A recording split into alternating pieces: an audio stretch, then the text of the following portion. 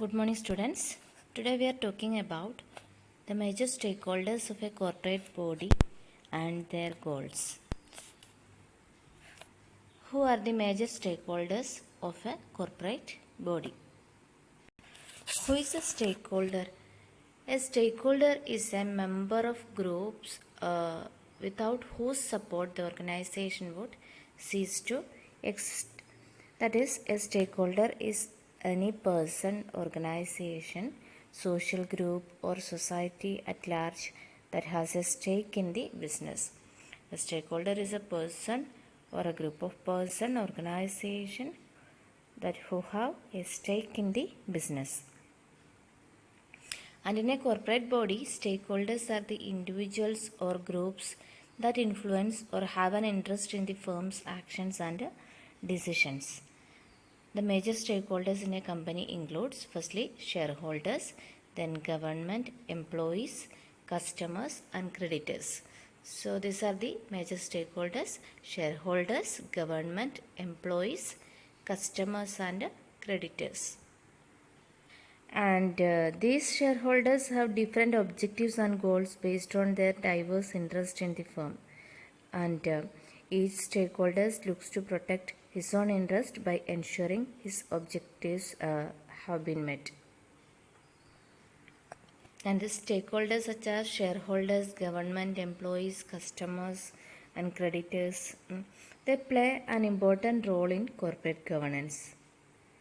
And the primary goal of corporate governance is to provide appropriate mechanism for ensuring shareholder value creation by protecting the interest of other stakeholders. We know. And the stakeholders can affect or be affected by the organization's actions, objectives, and policies. So, shareholders and corporate governance.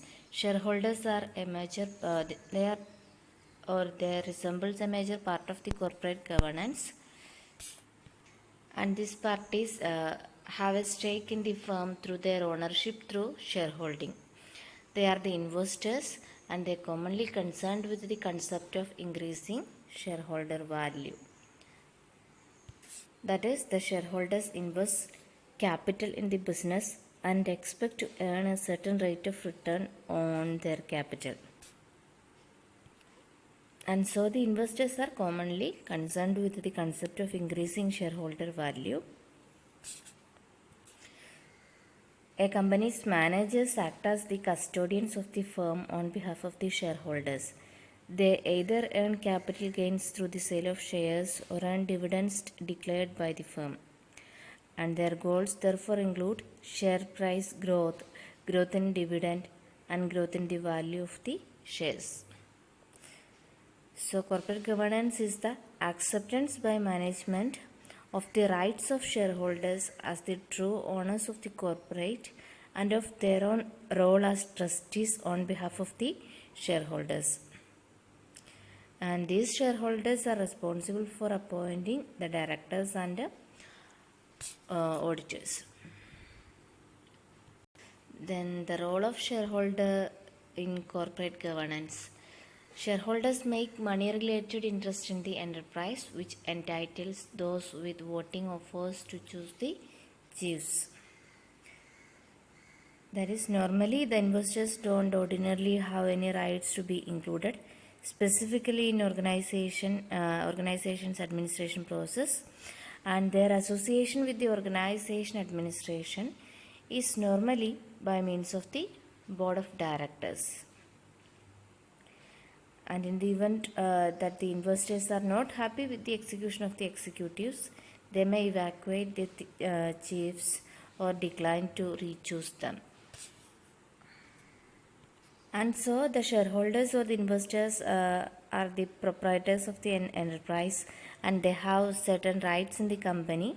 Investors' rights in the company is constrained and they have neither the privilege nor the commitment to deal with the everyday actions of the business, or the investors' rights differ according to the type of stock and the relevant law in the country. Then the shareholders have certain role and rights in the business or organization or in the corporate governance. What are the basic rights of shareholders? Voting rights, preliminarily, voting rights, right to transfer ownership, right to inspect, right to information, right to dividend, right to sue, appointment of directors, appointment of auditors, right to get copies of financial statements. These are certain rights of shareholders. Firstly, voting rights. Shareholders have right to vote on a variety of corporate matters, including voting in offices, company acquisitions and mergers, or liquidations of company assets. Voting power includes electing directors and proposals for fundamental changes affecting the company, such as mergers or liquidation.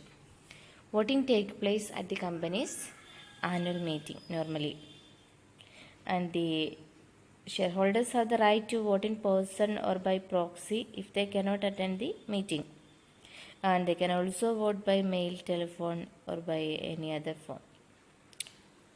Okay, so this is the fundamental right or the major right of a shareholder in the company, which is provided by the law. That is firstly voting rights.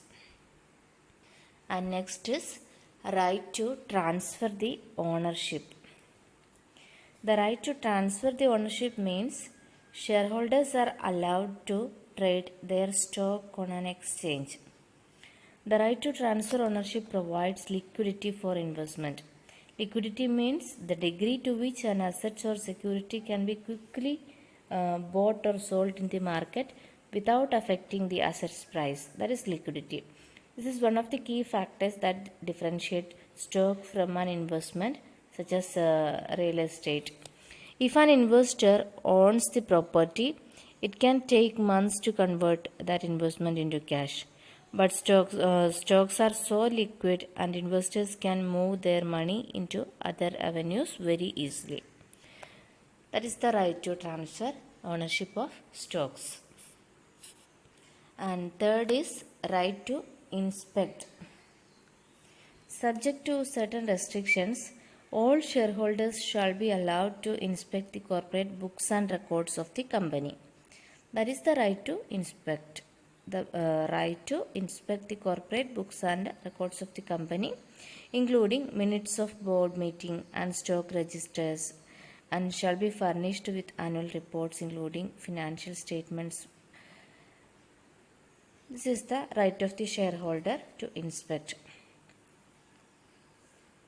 As the shareholders are the main stakeholders in a company, they have the right to inspect the accounts, registers, and also the books of the firm, and can ask questions about the same if they feel so. Okay, then the right to information. The shareholder shall be provided upon request with periodic reports which disclose personal and professional information about the directors and officers of the company, and certain other matters such as the directors and officers holding of the company's shares, dealing with the company, relationship among directors and key officers of the company. So the right to information means upon the request of the shareholders, the periodic reports should be disclosed to the shareholders, that is, which containing the personal and professional information about the directors and officers of the company, and certain other matters such as directors and officers holdings of the company shares and their dealings with the company, relationship among the directors and key officers of the company, and the compensation of the directors and officers. This is to be informed to the shareholders. Next is right to dividend. All the shareholders shall have the right to receive dividend subject to the discretion of the board. Dividend amounts are determined by the corporate officers and not by the ownership interest of the shareholders. And these amounts can fluctuate yearly based on the corporation's earnings for that year, Corporations must pay every shareholder a dividend if they are distributing them and cannot select just a few to pay profits to and neglect the rest. That is, every shareholder have the right to get dividend. Then next is right to sue. The shareholders also have the right to sue for the wrongdoing of corporations. For example, if shareholders did not receive their entitled share of dividend or were denied access to their corporation's financial information, they can bring legal actions against this kind of corporations. So, shareholders seeking to sue their corporations should check with their local authorities first on how to proceed. So, when any right of the shareholder, such as right to dividend or right to information, is denied by the corporation, the shareholders have the right to sue for the or sue against the wrong proceedings of the corporates. The next is appointment of directors. Shareholders play an important role in the appointment of directors. An ordinary resolution is required to be passed by the shareholders for the appointment. Apart from this, shareholders can also appoint various types of directors such as additional directors, alternate directors and nominee directors. So, they play an important role in the appointment of directors. And next is appointment of auditors. They have also a right to appoint the company auditors. Under Companies Act 2013, the first auditor of the company is to be appointed by the Board of Directors. Further, the shareholders at the annual general body meeting at the recommendations of the Directors and Audit Committee. The appointment is generally done for 5 years and further can be ratified by passing a resolution in the annual general body meeting. Okay, so the first auditor is appointed by the Board of Directors, and the further the rest of the auditors are appointed by the shareholders at the annual general meeting by the recommendations of Directors and Audit Committee. Then next is right to get copies of financial statement. That is, there is another right to be informed, and so the shareholders have the right to get copies of financial statements. It is the duty of the company to send the financial statements of the company to all its shareholders, either in a quarterly or annual statements.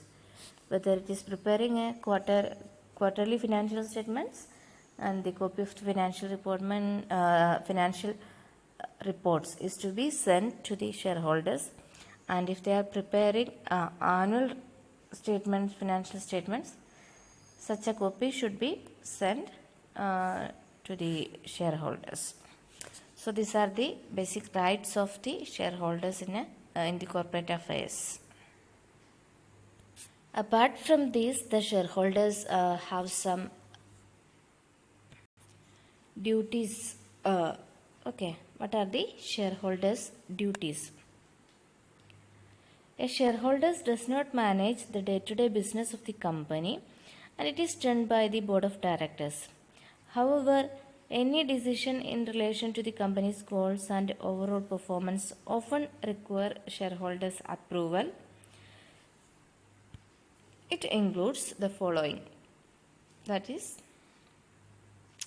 changes to the constitution of the company, declaring a dividend, approving the financial statements of the company, winding up of the company by way of voluntary liquidation.